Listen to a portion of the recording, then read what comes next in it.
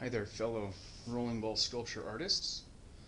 I want to put together a video here to show you what tools I use all the time. Um, Stuff that you won't use often, but when you need it, you really need it. So let me just pick up and show you each of the things that I've got here to give you an idea of what you might need to build your own rolling ball sculpture. So I TIG weld. So I do welding, which is a little bit different than brazing or soldering, but your tools are going to be they'll be somewhat the same. So let's start with some clamps. I have a bunch of 3-inch clamps. These are great for when you're doing framing. I've got at least 8 or 9 of these, maybe 10. I've got a couple of these bigger ones in case you got some thicker material.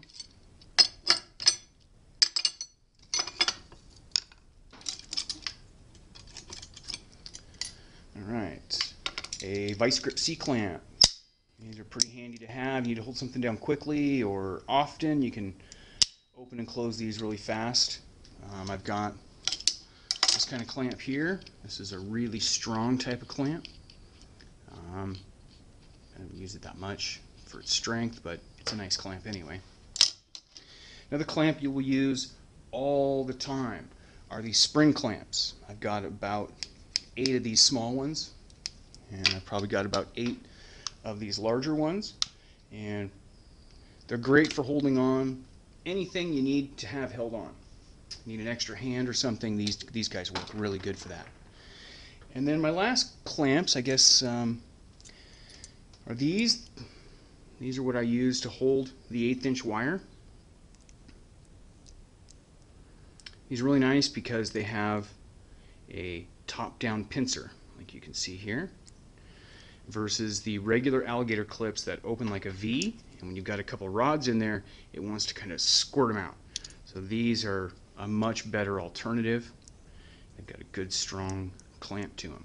I use these all the time to hold my material while I'm welding, because I'll burn my little fingers if I don't. So these are great. Again, you can use regular alligator clips, but unless you get the really large size, they just don't hold as well. And some of you know what these are. These are my track clamps. And let's get a piece of wire.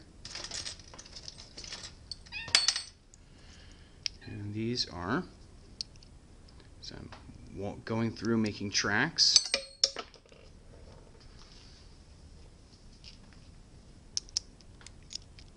This is my track clamp for my 1.5-inch ball.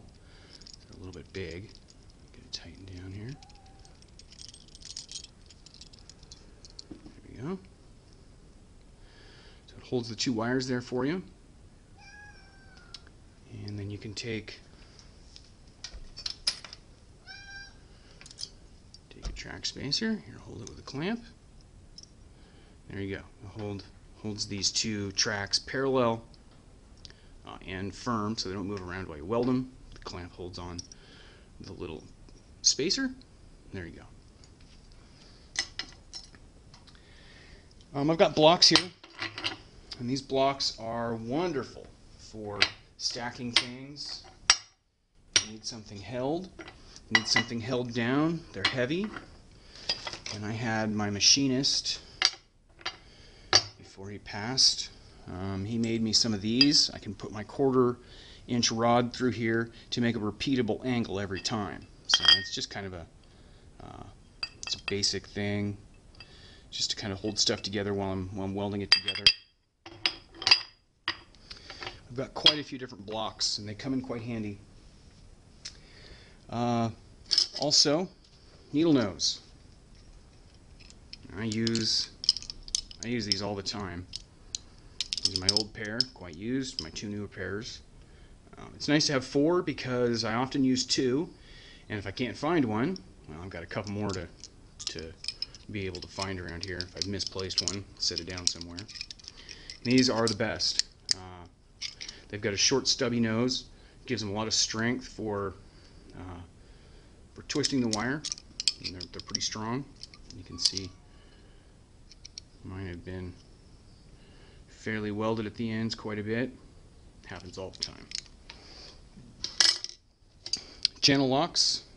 In case your track spacers, in case your track is too wide, take some channel locks and squeeze that spacer, make it a little bit more narrow. It's great for that. Wire brush I use for cleaning. It's okay. It's only about 50% effective on removing the weld stains. After I use my wire brush, I then switch over to 3M pads, buy them by the case. And if you want these to clean off your stainless, get part number 7447. There you go. Those work really nice. Okay, and the other thing I use is I used to use a chop saw to cut my steel. Well, it's loud, it leaves the end of the piece really, really hot, and you've got to grind it down. The grinding's not a big deal, but the heat is. So I switched to bolt cutters. There we go. So I've got these 12 inchers, which are nice and light and easy to use. I use these for cutting the 1/8 inch. Got these somewhat bigger ones. These are 18s. I don't know. You get bigger, of course, you can do the 1/8 inch. You can do 3/16. Not quarter though, and that's what I've got these 24-inch ones for. I've cut quarter, and I think I've done 3/8, but in stainless it was pretty thick and pretty hard. I probably have about 10 pairs of bolt cutters because as I've used them over the years, it's pretty common for them to chip in the jaws. And yeah, like this one. See the end here? Kind of chipped off the end there. No big deal though. These aren't that expensive. It's a lot quieter than using a chop saw. There's no noise, no fuss, no muss, and you'll still have to grind the end, but oh well. At least you can handle it right away, and it's not really hot, which would be left over from a chop saw. Also, if you're going to use any kind of stainless, or not stainless, but sheet metal, you're going to want some shears. It's going to cut that sheet metal right up to where you want it. I have these. I got a curved pair for what it's worth.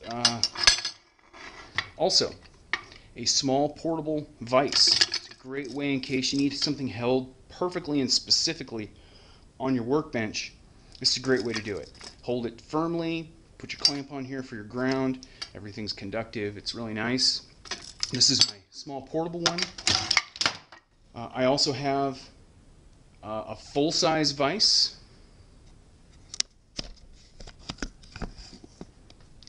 Full-size vise here. And that guy I use all the time. It's a great way, especially once you've welded something and it's really hot, you can, ooh, power blinked off. You know, if you've just welded something, it's really hot and you want to clean it, put it in the vise, and take the brush, clean it off. It's held firmly in the vise, pull it out, making, you know, another little position. Do the same thing again. I use the vise all the time. This is something that I don't know what I would do without it. The other thing you're going to need is, you'll need these two things. One is this metal cutting chop saw here with the cords all over it. This is what I use to cut all of my tubing, the stainless steel tubing. My very first project I ever did, I tried using a hacksaw. It didn't work. So I went and got a chop saw, and this is noisy and loud, but it works beautifully. You can do 45-degree cuts, no problem. And the other thing I use all the time, unfortunately it's also very loud, is my angle grinder. Whenever I'm joining two pieces of track for a butt joint, I have to sand off the ends so they're flat. Anytime I've got burrs on something, this is the guy I pick up and use. He's my go-to. And so you definitely need to get yourself an angle grinder to get that stuff that you need ground.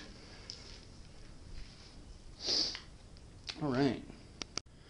Okay, and when you go to build your first larger project, maybe you've got some square tubing you want to make into a frame, I recommend using one of these guys. Now this is a Harbor Freight piece of junk. I had one of these go bad on me already. The threads in here are just stripped. But basically, you put your material in here, you put your material in here, and you can mate up your two 45-degree angles. And this holds them at 90 to each other. You weld on it, you know, move around, get another corner here. These are really good for holding your frame together while you're welding. Recommend them. I don't recommend the Harbor Freight ones, but they are cheap.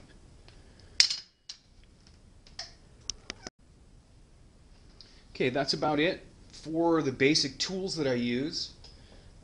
Something I do and I recommend other people do is go to yard sales, and you can find a lot of tooling that you can use very cheap. You don't have to pay retail for it. You know, the last few things I would recommend would be get yourself a hammer with a smooth face in case you need to you know, pound something on your vise flat. The smooth face here won't leave the waffle patterns on there. Also, if you have a wooden workbench to weld on, really that's not that big of a deal, because the majority of stuff that I do, I take the ground clamp and clamp it right to my work. It's not very often that I clamp it to this piece of steel and then weld from there, because, you know, see, this is kind of dirty. The connection isn't really that good, but if I clamp right to my piece, it's great and it works just fine. So, you know, the thick steel I've got here is mostly so I have a flat playing field that's really strong, but having a metal workbench isn't a deal breaker. You can still weld and make RBS without that.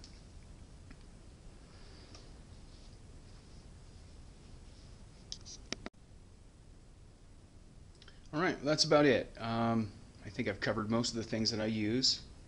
Don't forget a hacksaw, files. I've got several different files. These are great to get at a yard sale for, you know, 50 cents each, $1 each maybe. They're expensive to buy new, cheap to get at a yard sale. And anything else that you can think of that is metalworking related would be a good idea. Something you might also want would be extra extension cords. Make sure you have good lighting where you are welding. I think that's about it. Alright everyone, thank you for watching my video. Please leave any comments or questions if you have any, and I'll get right back to you here on YouTube. Thanks a lot. Have a great day.